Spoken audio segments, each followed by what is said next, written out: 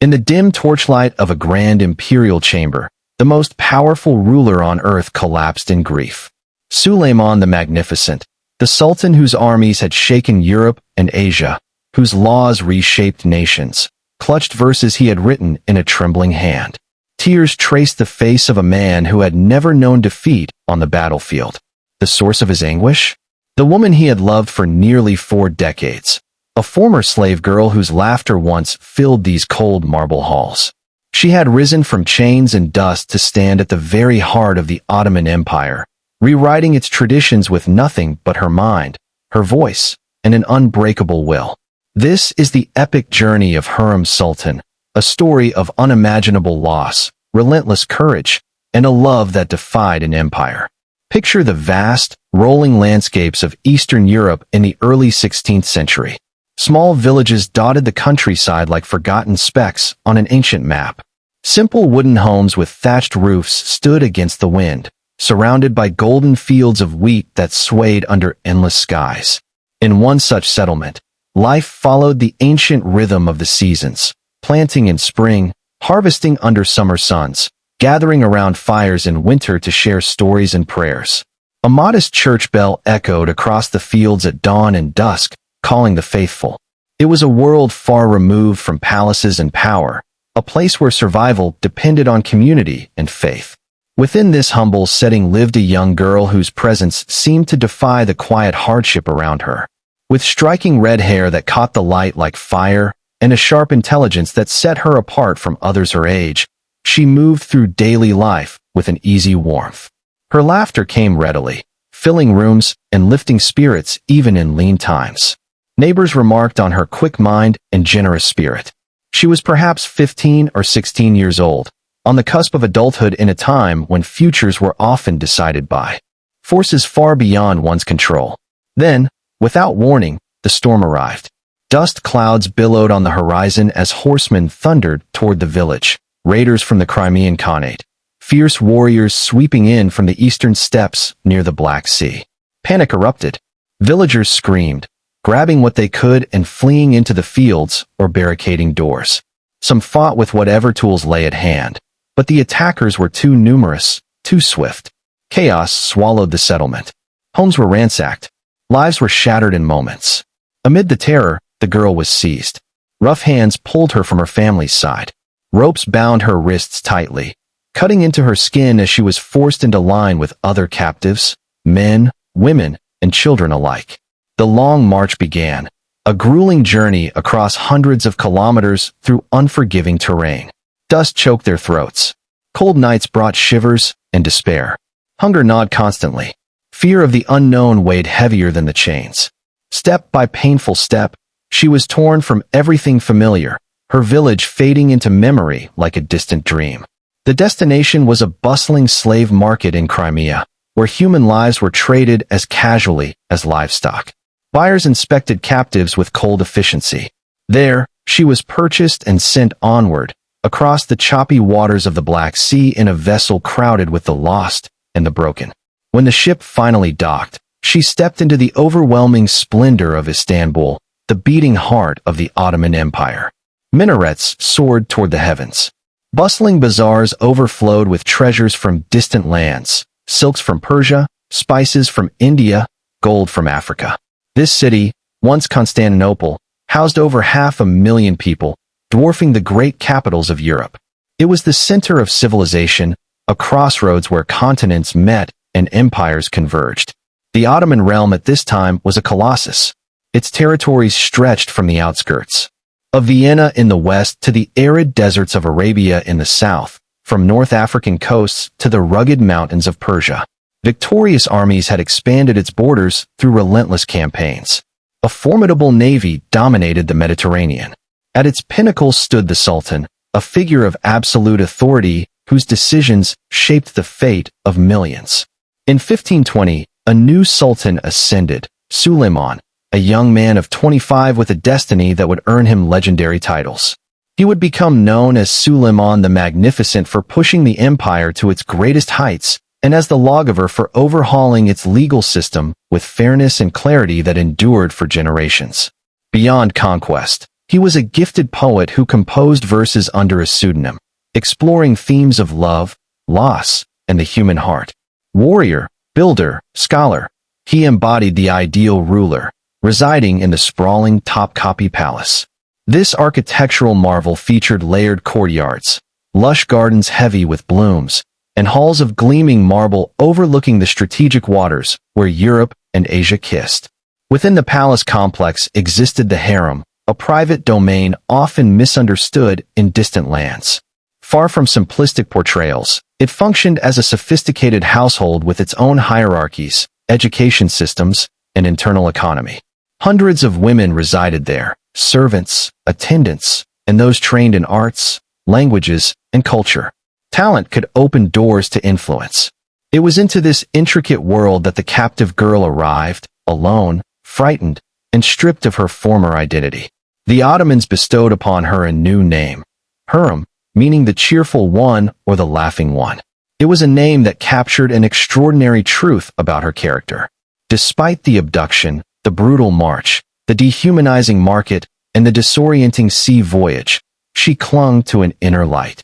Where others might have withdrawn into silence and despair, Hürrem chose resilience. Her smile persisted. Her spirit refused to dim. This quality marked her from the very beginning. Surrounded by women who had spent years navigating the harem's unwritten rules, Hürrem started at the lowest rung. She understood nothing of the language or customs at first, yet she attacked her new reality with determination. She absorbed Turkish rapidly, mastering not just words but nuances of expression. She immersed herself in studies of poetry, music, and the intricate etiquette of the court.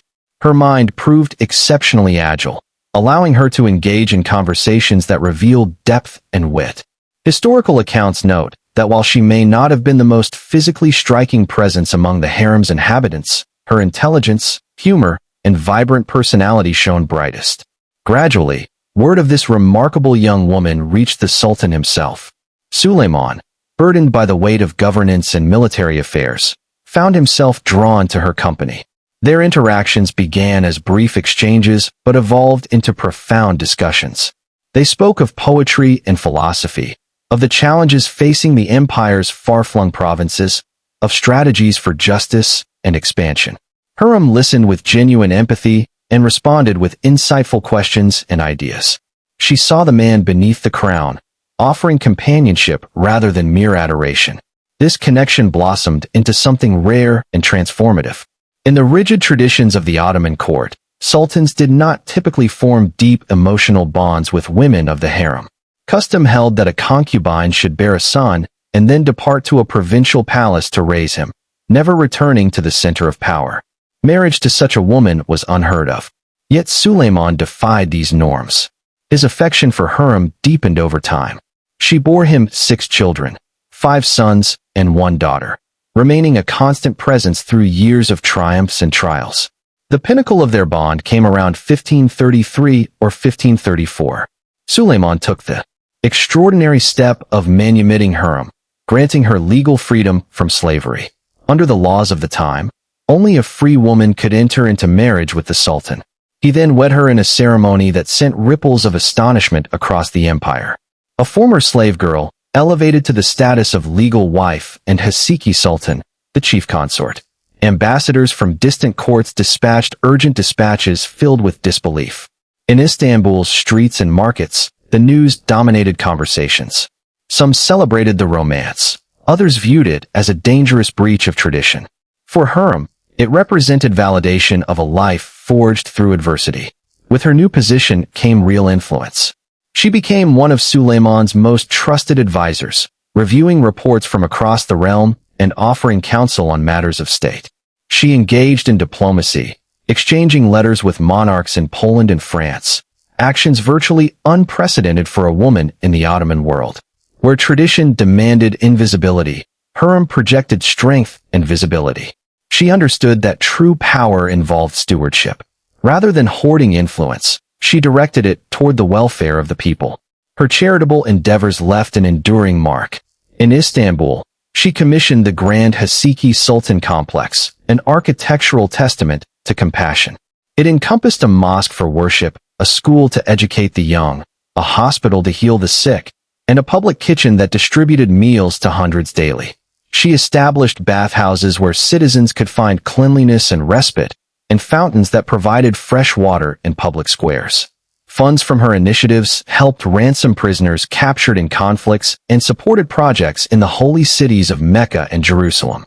In an era dominated by conquest and expansion, Hürrem wove threads of humanity into the empire's fabric, reminding those in power that greatness included mercy. Yet the path of influence was fraught with peril. The Ottoman court simmered with rivalries and ambitions. A prominent figure was Mahidevran, mother to Suleiman's eldest son, Prince Mustafa. By long-standing custom, Mustafa held strong claim as heir, bolstered by his popularity among soldiers and subjects. Hürrem's own sons represented competing lines of succession. The empire's succession practices were harsh. To avert fragmentation and civil strife, only one prince typically ascended, with defeated rivals and their families often facing elimination. This grim reality loomed over Hürrem's world like a gathering storm. She navigated these treacherous waters with a survivor's acuity. Palace factions maneuvered constantly. Whispers and plots tested loyalties. The emotional toll was immense, balancing devotion to her children with the demands of court life. Hürrem's story here reveals the profound complexities of power. She had not invented the system's cruelties, but she operated within them to shield her family from annihilation. Suspicion and accusation became constant companions. Tensions reached a devastating climax in 1553. During a period of military campaigns and heightened court intrigue, Suleiman issued orders for the execution of Prince Mustafa. The prince was put to death by strangulation with a silk cord, adhering to the custom that preserved royal blood from being spilled. Grief swept the empire. Many pointed fingers at Hürrem, suggesting she had swayed the sultan's judgment to secure her son's futures. Contemporary sources offer conflicting perspectives, leaving her exact involvement open to historical interpretation. What remains clear is the agonizing choice faced by a mother in a merciless political arena. Survival often demanded difficult, even ruthless, decisions.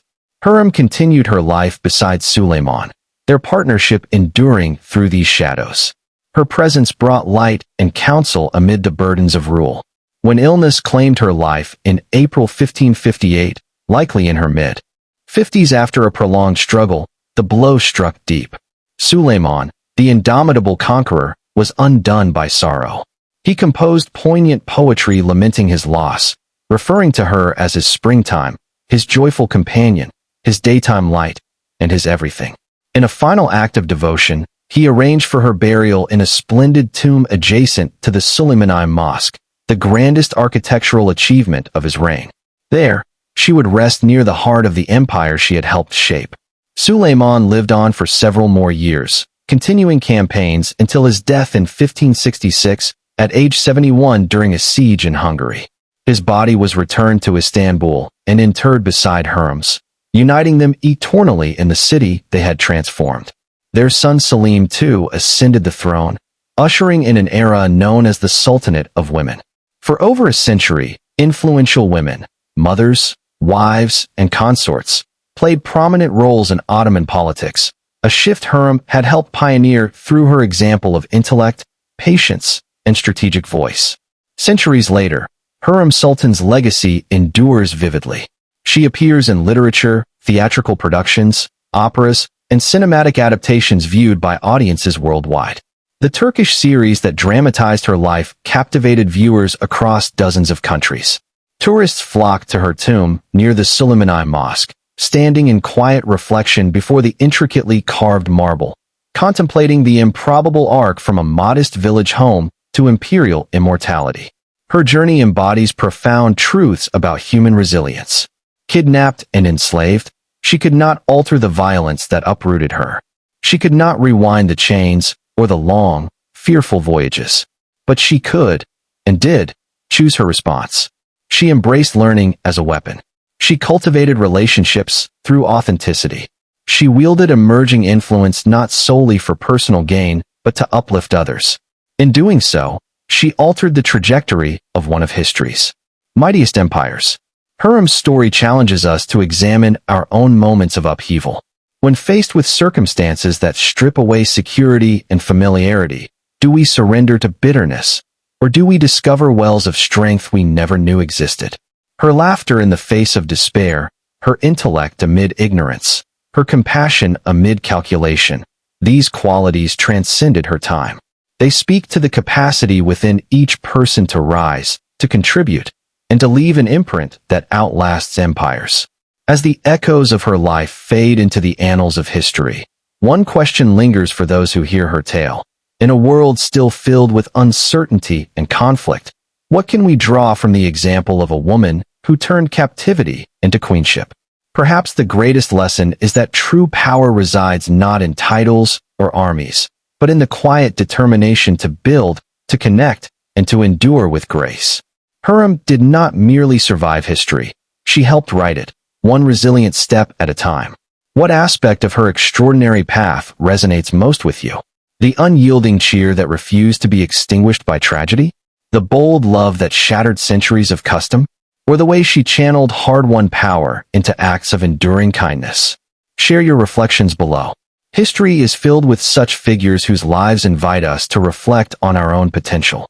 Her voice, once raised in a foreign palace, still echoes, urging us all to find our strength and use it wisely.